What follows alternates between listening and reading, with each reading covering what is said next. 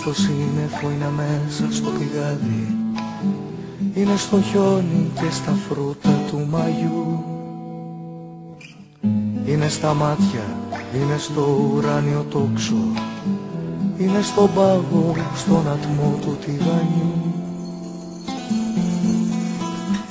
Είναι στη λίμνη, είναι στη γη, είναι στο στόμα. Ο άνθρωπος είναι νερό που περπατάει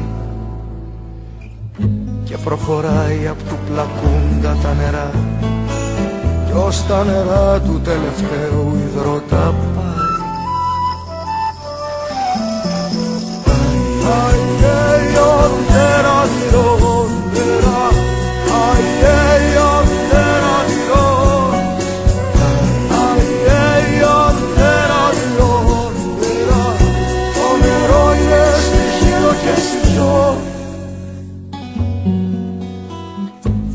Είδα πόλεις να βαδίζουν στο σκοτάδι για να γεμίσουν τους κουβάδες τους με φως. Είδα το Μόσταρ, είδα το Βελιγράδι, είδα το Δούναβι να γέρνει τυφλός.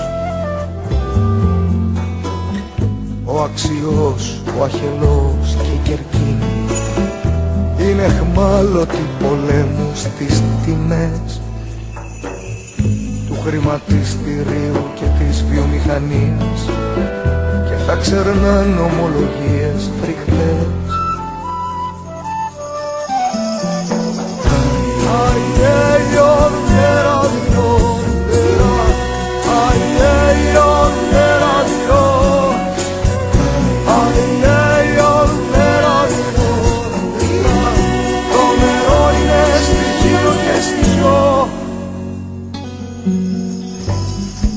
Μα όταν κάποτε θα ύψωθει η ευχή τους, θα πλημμυρίσουν τα νερά να εκραγούν.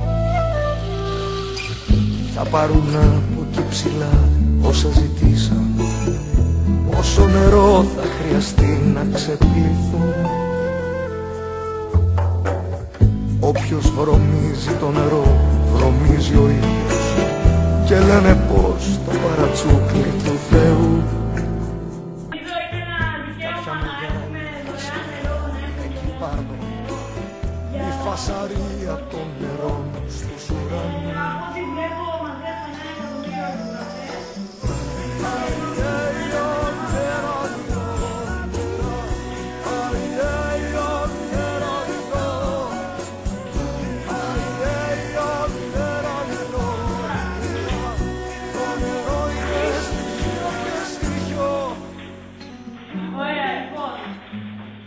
Θα ξαφνιαστεί ο κύκλος που θα ακούσει δυνατά στου κάτω κόσμου τις οθόνες.